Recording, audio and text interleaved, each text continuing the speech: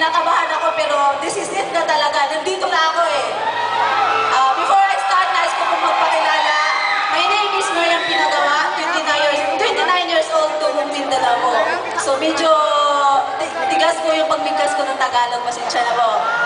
So, before na-involve ako sa AIM Global, isa po akong OFW sa Hong Kong. Domestic helper po ako for 4 years.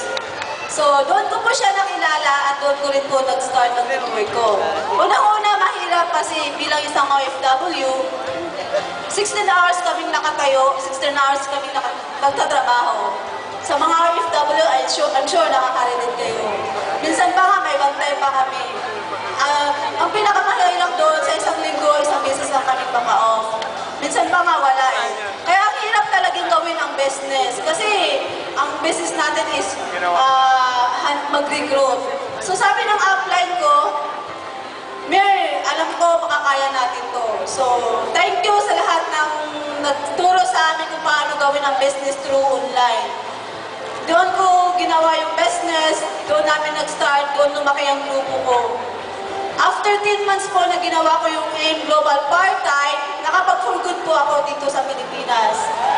So after 10 months po, 3 months after, nakapag-invest po ako ng sarili kong townhouse. Dito po sa Akaita. Then sabay po noon, nakapagpagawa po ako ng bahay namin sa probinsya. Yung matatawag na bahay, hindi gogo. Kasi alam nyo naman po yung mga bahay sa probinsya. Sabi nga ng mama ko, Nak, I love you. Ganun pala yun. Kasi sa buong place natin, tayo lang ang may pinakamagandang bahay. Dahil po yan sa AIM Global. Grabe guys. At ang pinakamasarap doon, kasi since international yung network namin, yung mga domestic helper po din, OFW na nasa sa ibang bansa, pinapadala sa amin yung pamakain nila. Nagtitiwala sila sa akin. Minsan na, nagpipayin ako, minsan naghumahawa ko ng pera, 200,000, 300,000, nakakatakot. Kasi wala pa po akong sasakit ng time na yun. So last month, nailabas ko po yung first car ko, yung dream car ko, brand new, Montero Sport 2014 model po siya. Grabe! The best part po nito, ano po siya? Wala po sa mga downline ko, 2 sa Hong Kong, isa sa Dubai, isa sa Lebanon, and Kuwait, and ano pa yung isa, nakapag-for-good na din po sila. Dati mga domestic helper din po sila. Guys, challenge po ito sa inyo. Kung ikaw ngayon, out po dyan, sobrang 8 hours ka lang nagtatrabaho, nagawa namin 16 hours, nasa ibang bansa pa kami. May bantay pa. Kung nagawa ng mga OFW na partners ko, I'm sure magagawa din ninyo. Mas masarap gawin ang business na to kapag may pangarap ka. Dati pangarap ko lang, kahit mag 100,000 per month ako. Ngayon, dinoble ng AIM Global.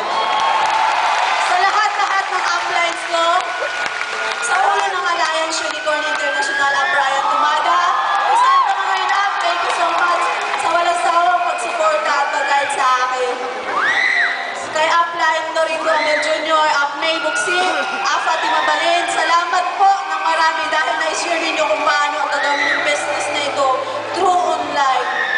Sa direct upline ko, Upmaylin, Dasilaw, thumbs up dahil pinakilala mo sa akin. Kung hindi mo pinakilala sa akin, I'm sure wala ko dito sa harap mo ngayon. To the Board of Directors, Sir Adok Ed, thank you so much. Sir John, Sir Francis, salamat. Dahil kung wala ang AIM Global, hindi mababago. 260 degrees yung buhay ng pamilya ko. Sa lahat ng partners ko, maraming salamat. Good morning!